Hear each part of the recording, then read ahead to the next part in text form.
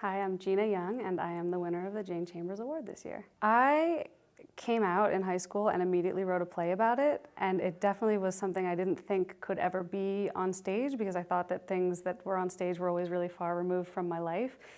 The biggest inspiration for me is the stories of marginalized people and my people and stuff that I haven't seen represented. Femmes, A Tragedy was inspired by Claire Booth Luce's The Women. And I'd been familiar with the play for years, but it was really seeing the film version, the 1939 film, which is so great. It's Rosalind Russell and Joan Crawford is in it. And I was so struck by how contemporary it seemed. I mean, at this point, you know, the play is 80 years old.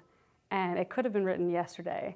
And I think that women have come a long way since then, but certain problems still persist and certain things still seemed really relevant to me to be satirized. So Femmes is set in a contemporary lesbian scene, but it's entirely based on the women. It has a lot of structural influence from, and also like stylistic wise, just like the idea of sort of really going there, you know, like just really getting to the root of the problems and the great things that I see around me, you know.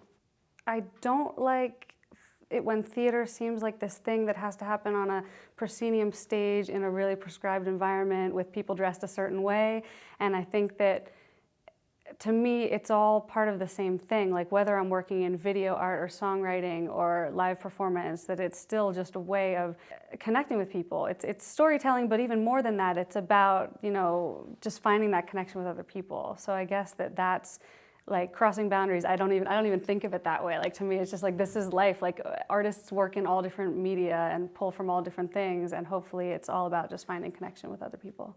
Because of my family's financial background, I never even finished my undergrad. So to have my work validated by a bunch of theater professors is like, it's just huge for me. I feel like it's life-changing, and I feel like it's extremely, extremely meaningful just because there is a certain weight that academia has, and the time that I did spend in an undergraduate program, I feel like I just looked up to the professors there so much, and some of them I still talk to this day, you know? And so I think it does mean something.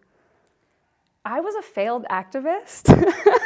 I'm not even gonna lie, I tried so hard. I was out there, you know, protesting the Iraq War and protesting, you know, doing all of this direct action and street activism, and it's not my strength, you know? Like, I'm a writer at my core, I am a performer, theater, and that sort of thing. Like, that's what I know, and that's where I want to be working. In some ways, like, the cultural work has even more sort of immediate impact on so many people's lives because it can be disseminated so widely, right? Like, you have like films that anybody can see, you know, on Netflix or something, you know, like certain ways that things are getting spread around the world now. It's so viral and it's so amazing, and everyone needs the arts and everyone wants the arts in their lives, and I feel like if you're not making social change there, where? You know, like especially I think for LGBT queer people, the film and television has done so much for the movement.